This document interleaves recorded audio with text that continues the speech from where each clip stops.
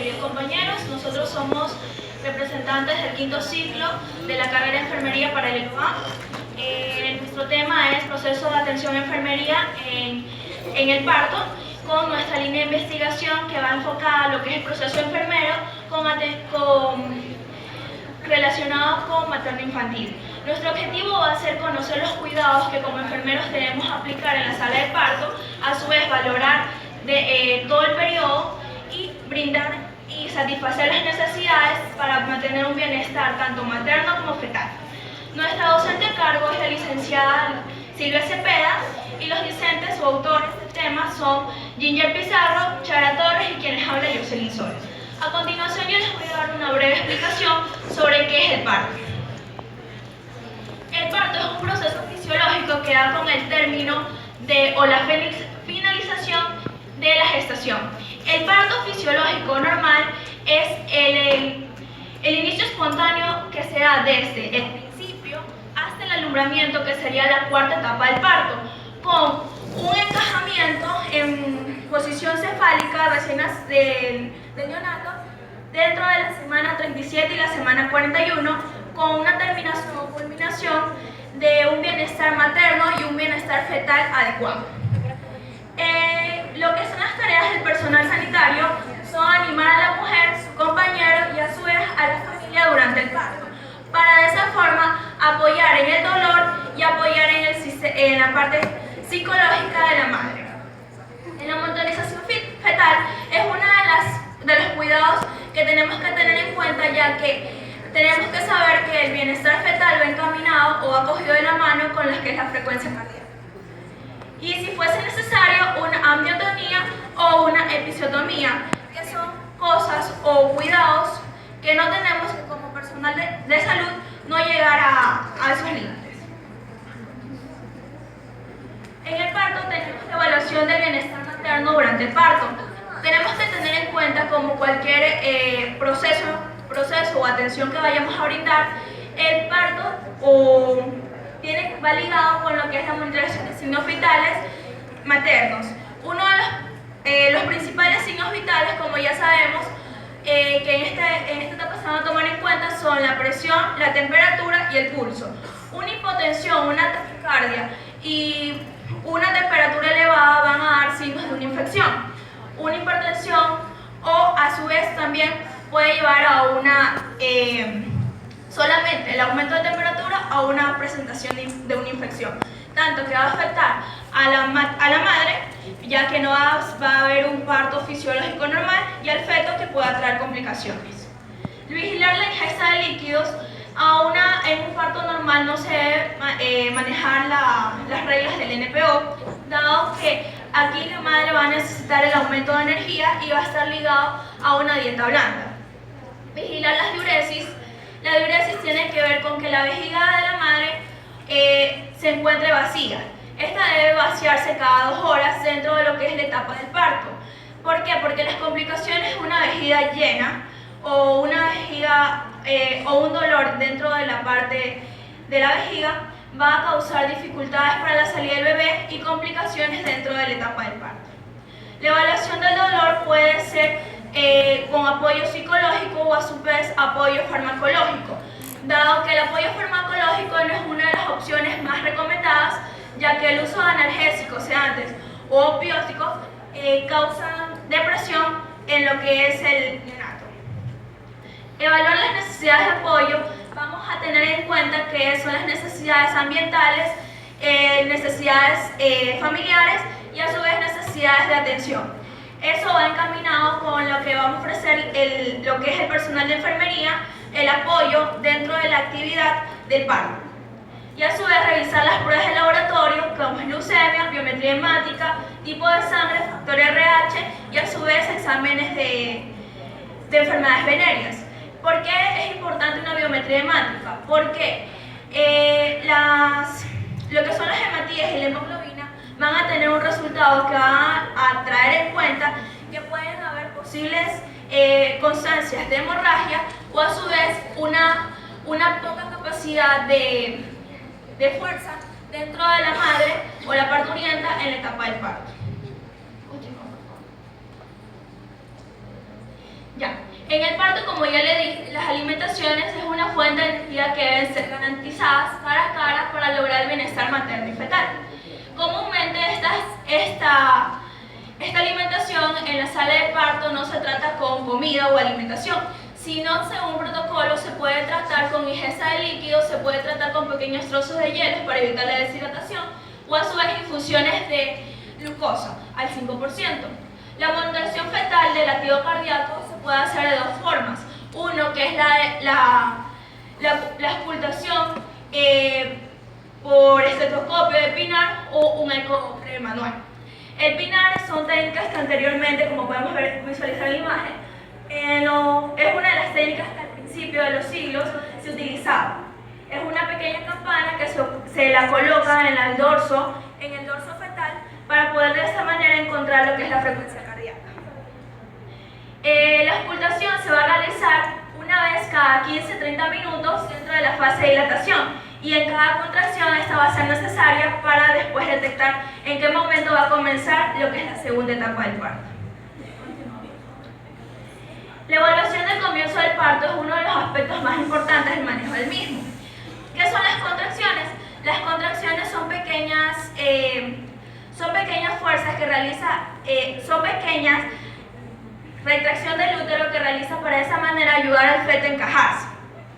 Las contracciones van a tener varias características, como en estas van a ser la intensidad, la duración, la frecuencia y el ritmo.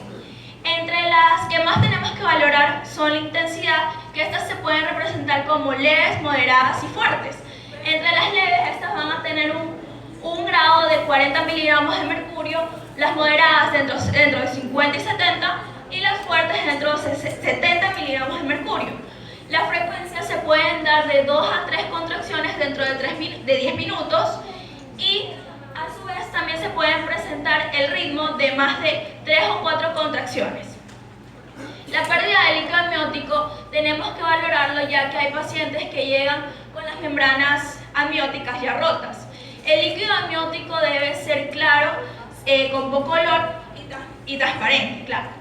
Si el líquido amniótico se presenta de una forma verdosa, es decir, que el niño ya se encuentra en periodo de meconio. Si se encuentra de color vino, puede haber un desprendimiento de placenta o un desangramiento interno. El flujo sanguinolento es una de las características que también se valora dentro de estas etapas. A su vez, al feto se lo va a valorar a través de las maniobras de Leopold. Estas maniobras son 4 maniobras. En la primera maniobra vamos a sentir lo que es el fondo del útero.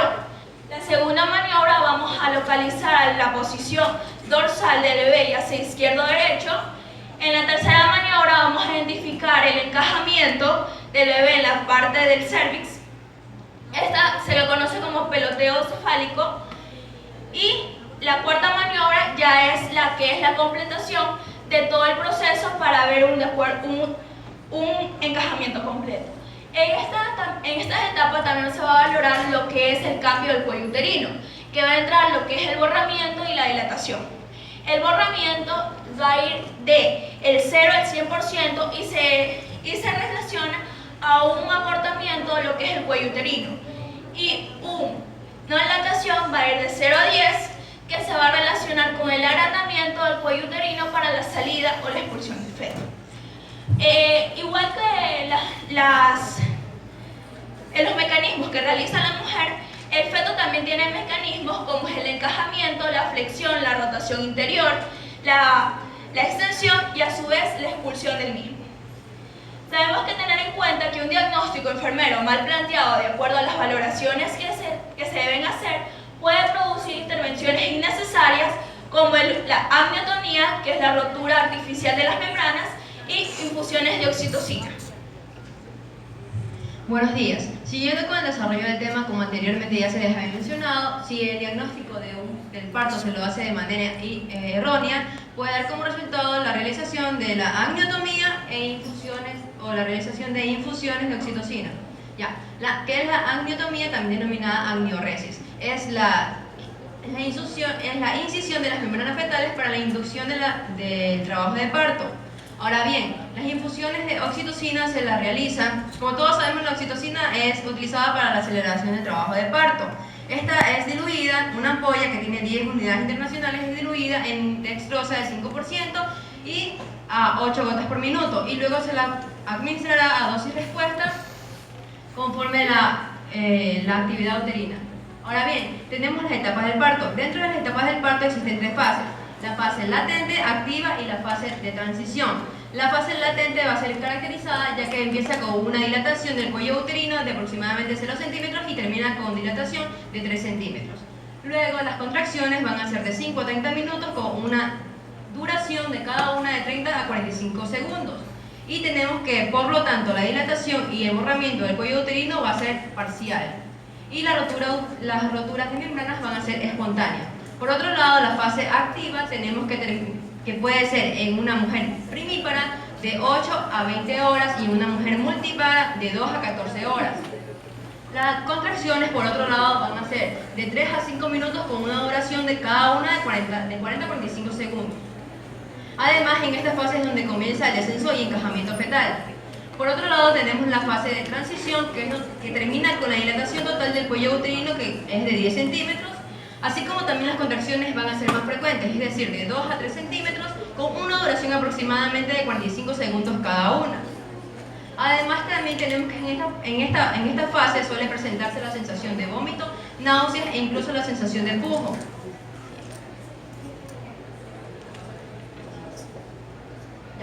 Ahora bien, los cuidados durante la segunda fase del parto. Tenemos como primer punto la revisión fisiológica, debido a que, como el feto está siendo expulsado de su cavidad uterina, se reduce la circulación placentaria e incluso si las contracciones suelen ser demasiado fuertes o frecuentes, se ve también reducido el flujo uteroplacentario. Además, también tenemos que al comienzo del parto la mujer siente necesidad de pujar. ¿Por qué? Porque el feto o el material placentario está siendo expulsado o está encajando hacia el cuello uterino y está aplastando la parte del recto. Además, también tenemos que las membranas se pueden romper espontáneamente o puede ser provocado, y la dilatación se da totalmente del cuello uterino, que este va a ser medido en centímetros, que abarca de 0 a 10 centímetros en su totalidad. Además, también tenemos que la posición que se debe de adoptar durante esta segunda fase del parto es la posición ginecológica, ya que diversos estudios han demostrado que esta posición disminuye el dolor. Además, también disminuye la posibilidad de desgarros vaginales y perineales. Además, también reduce el índice de infección por el mismo. Ahora bien, tenemos que en la tercera etapa del parto, como ya todos sabemos, es donde se produce la separación y la expulsión total de la placenta, también denominada alumbramiento. Ahora bien, aquí se da el uso de profilácticos de oxitóxicos. El uso del fármaco más utilizado es la oxitocina, o también se suelen utilizar los derivados del cornorzuelo, también denominado ergometrina, o se utiliza una combinación de ambos denominado sintometrina. Ahora bien, como personal de enfermería debemos de tener en cuenta las siguientes observaciones. Se debe de valorar de manera continua tanto a la madre y al feto. Además, también se debe observar las frecuencias de las contracciones uterinas, ahí donde se valora duración, intensidad e intervalo de cada contracción. Además, también se debe de tener un registro de los latidos fetales, ahí donde se realiza la monitorización fetal. Además, también se debe valorar el tono uterino y observar la presencia de sangrado vaginal.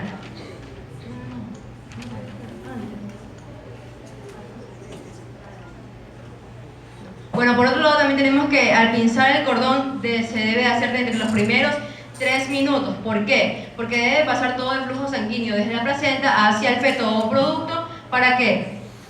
Va a pasar un aproximado de 80 ml de flujo sanguinolento, y estos eritrocitos que contienen este flujo van a ser destruidos por hemólisis.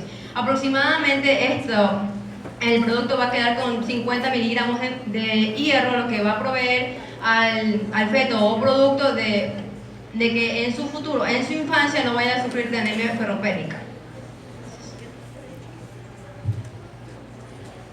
Ya, bueno, a continuación nosotros vamos a hacer una valoración o los cuidados de enfermería, pero por sistemas. Como profesional de enfermería tenemos que valorar una valoración ginecostétrica, como es de esta área de materno-infantil, y vamos a ver los riesgos que tenemos. En la carúncula, en el sistema hay un aumento de gasto cardíaco. ¿Por qué hay un aumento de gasto cardíaco? Porque entre las contracciones hay un aumento de flujo sanguíneo de aproximadamente 400 ml. Esto quiere decir que va a haber un aumento de gasto cardíaco y por lo cual va a aumentar la presión arterial mínimo 10 milímetros sobre mercurio y va a haber un descenso del pulso sanguíneo. Como profesional de enfermería tendríamos que valorar la presión arterial entre contracciones y valorar el estado de conciencia. En el sistema respiratorio tenemos que hay un aumento de consumo de oxígeno debido a las contracciones y a la ansiedad de pujo y haber un aumento de frecuencia respiratoria. Tenemos que evitar la hiperventilación porque puede ocasionar una alcalosis respiratoria, que podría ser una complicación para el parto. En el sistema renal tenemos la obstrucción de la vejiga por el descenso y el encajamiento del feto, que va a producir misiones espontáneas, pero no se debe confundir estas misiones espontáneas con la rotura prematura de membranas amnióticas, que también es un olor similar y un olor indistinto. En el sistema musculoesquelético hay una mayor actividad muscular pero uterina y va a haber también una mayor actividad muscular debido al dolor lumbar por las contracciones. También va a existir un aumento de diaforesis y fatiga, pero debido a la elevada temperatura que va a existir. Y como profesional tenemos que haber un reposo de la paciente entre contracciones, tenemos que enseñarle las medidas de respiración correcta, aliviar la diaforesis y hacer el cambio de posiciones. Debido en el trabajo de parto se tiene que hacer cambios de posiciones para que la madre fomente el control del dolor y la diaforesis. Ya, en el otro sistema está el sistema neurológico. Como madre va a haber un incremento de ansiedad y de euforia. ¿Por qué? Debido a las contracciones y debido al dolor que va a existir en este. Y tenemos que proporcionar seguridad y protección y sobre todo el confort de la paciente. En el sistema gastrointestinal va a haber una disminución de la motilidad gastrointestinal que va a ocurrir, como no puede ocurrir, náuseas y vómitos. Si existe náuseas y vómitos, tenemos que valorar la deshidratación mediante una vía periférica. Nada, en el trabajo de parto no tiene que ver alimentación, es decir, nada por vía oral. Y en el sistema endocrino va a haber un aumento del estrógeno, una disminución de la progesterona y en pacientes diabéticas se tiene que realizar pruebas de niveles de glicemia y fomentar el reposo entre las contracciones. Ya. En el periodo de parto tenemos que ver los cuidados inmediatos del recién nacido. El cuidado primordial es la termorregulación, en la cual tiene que estar el quirófano o la unidad en una temperatura de 20 a 22 grados. Tiene que haber la estimulación táctil que se hace con el secado de las toallas calientes. Tiene que haber un apego precoz. Tenemos que tomar la prueba del cordón. En la prueba del cordón consiste en que tenemos que valorar la biometría hemática, el factor RH y el grupo sanguíneo.